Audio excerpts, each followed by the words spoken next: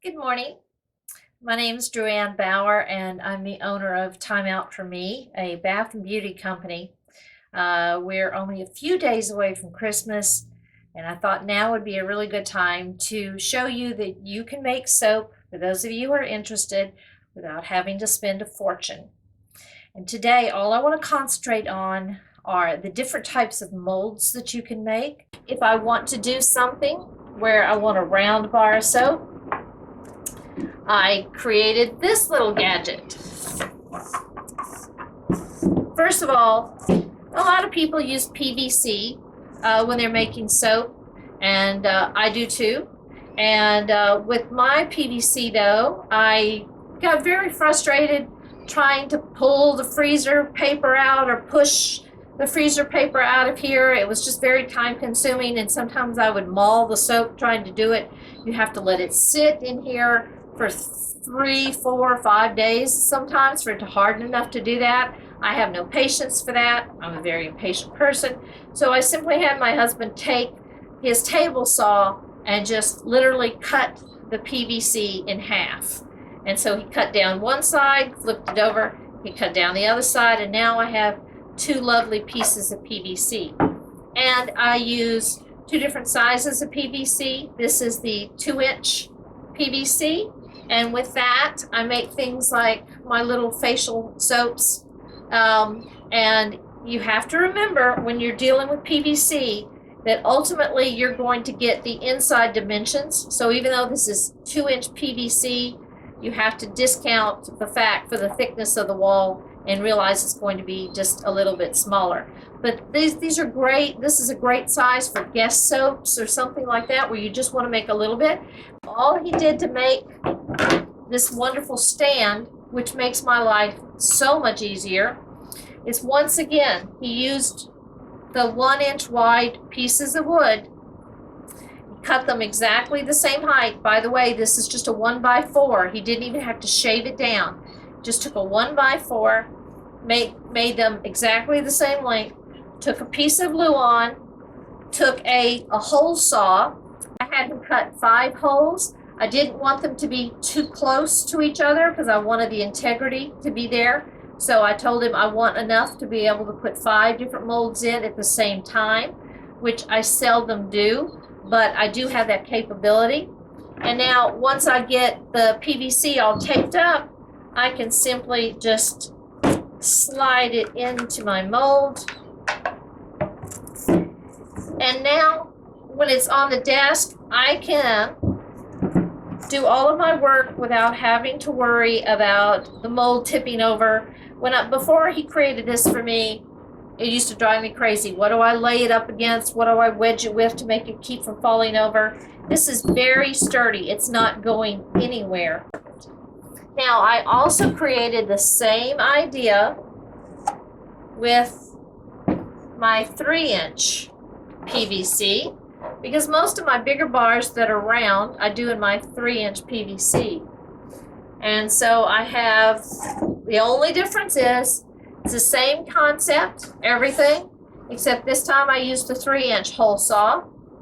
And it slides in beautifully. There's very little wiggle room. And because it is about, 3 inches or more off the ground, it's enough to where when you slide this in, it is very stable. It's not going to wiggle on you at all. Now, when I had him cut my PVC, the first thing I did was I labeled my PVC, because if you know anything about table saws, the cuts are never going to be exactly the same on each one. No one can cut identically.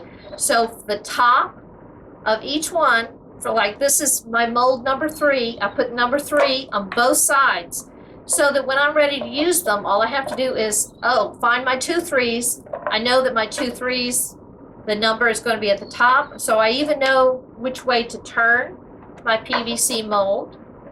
And there you go. And when I'm through with it, I can rinse it out in the sink. I can run these through the dishwasher if I want to. The only problem with running it through the dishwasher, sometimes you have to relabel it. You really want to make sure that you keep these on, because you don't want to spend time going, I've got 5 of these which one go together. And it is very important with PVC that you get them to where they line up exactly, because there is nothing worse than pouring your soap into your PVC mold and having it flow all over the table. And I know this because it happened to me once when I thought, oh, I don't need to seal it up as well as I think I do. I'll be fine. Well, I wasn't, and it was horrendous having the soap go everywhere. So here is one PVC mold that's already taped up with my lovely duct tape. Everybody should own duct tape. It fixes everything. My father-in-law used to say, except a broken heart. Great stuff. All right, I cut my PVC 12 inches tall, and that's because it is easier to handle. So I want to show you how to tape up this PVC. You might say, well, anybody can do that, but there really is an art to it. First thing is, never think you have enough tape, always add more. So I'm going to slide this one into its little hole. The beauty of this system is that I can be dealing with 2 or 3 different batches or colors of soap, and never do I have to worry about holding on to my mold. So I can put my mold in here and I can go about making my soap. So I'm going to tape up mold number 2. And so I line it up, and I know that I've got my 2s both on top. I have thoroughly cleaned it before I do this. You don't want to try to clean it once you've got the tape on it, because you can't get your hands down into it anymore.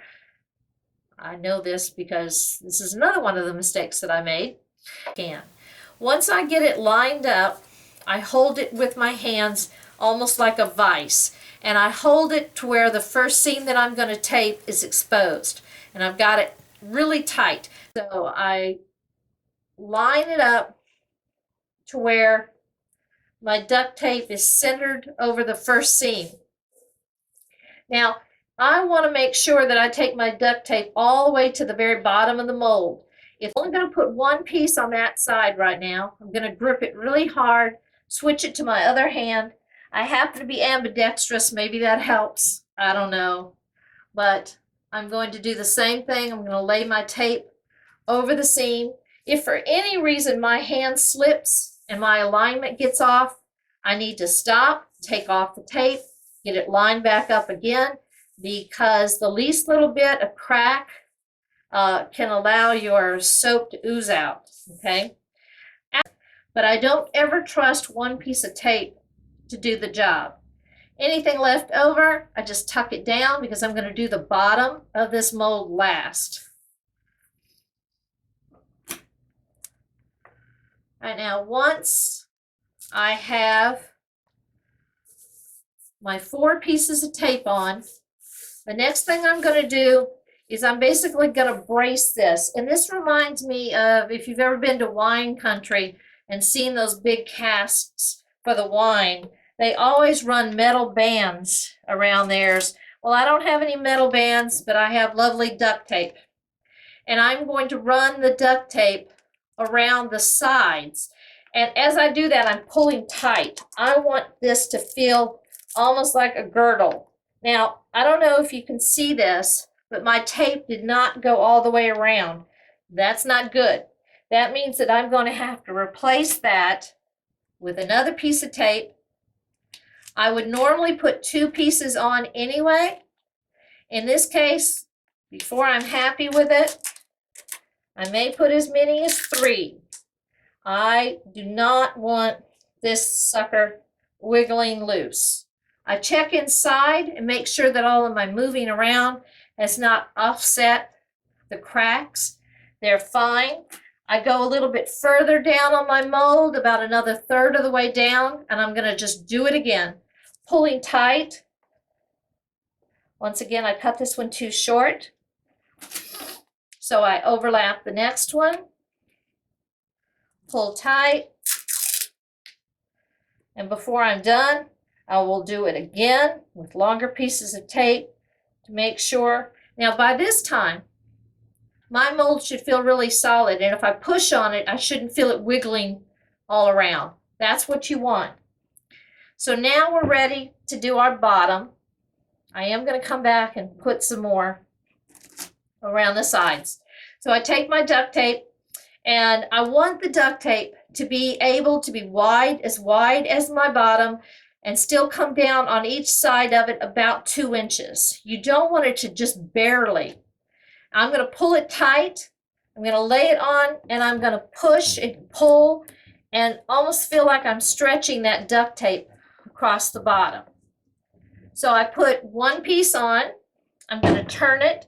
Doesn't matter how far I turn it. I want to cover some new area, so I'm going to do across the other corners to where I now have at least 2 pieces of tape on. Take another piece of tape. This time I'm turning it and I'm covering. Now I'm going to start to cover any openings that I see. So I'll put another piece of tape and cover that. Another piece of tape, cover the other opening. Now, with 4 pieces of tape, I should have my bottom fully covered. Never think that's good enough. It can still ooze out. I want to keep adding tape, but putting it in other places where the last piece was not, so that I'm continuing to circle, but the tape might be going, it's not going to go right on top of where I put another one. So I just keep alternating, and I am going to put at least 2 more pieces of tape. I don't cut my tape, I just tear it. It tears really easily. Just 1. Make sure you push down on the edges so that it feels tight like a drum. Now, once I have it taped and I'm happy and I don't feel it's wiggling anymore, I usually come back and right at the very top, I put a final piece. This also makes sure that if I shortchanged any of my tape as I was winding it up, that I've covered those cracks and pulled it together, and now it's really nice and solid. And I know I'm ready, and all I have to do now is pour my soap in. When I have let this cure, and it takes a little bit longer to cure in PVC than it does in wood, I usually, and everybody will give you different, instructions, but with a 12-inch mold, I usually give it about 48 hours to 3 days before I touch it. I take off all the tape, and then I simply, very gently, pull the sides apart. My soap is still wrapped in my lovely freezer paper. I unroll it gently, and if it still doesn't feel really hard for me at that point, I just let it sit there on that freezer paper for another day before I try to cut it. After you have taken your soap out of your mold and you have cut it, your soap is still not ready to use.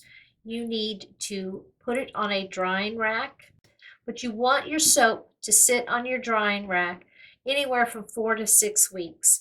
This is what we call curing. Your soap is not ready to use when it comes out of the mold. It needs time.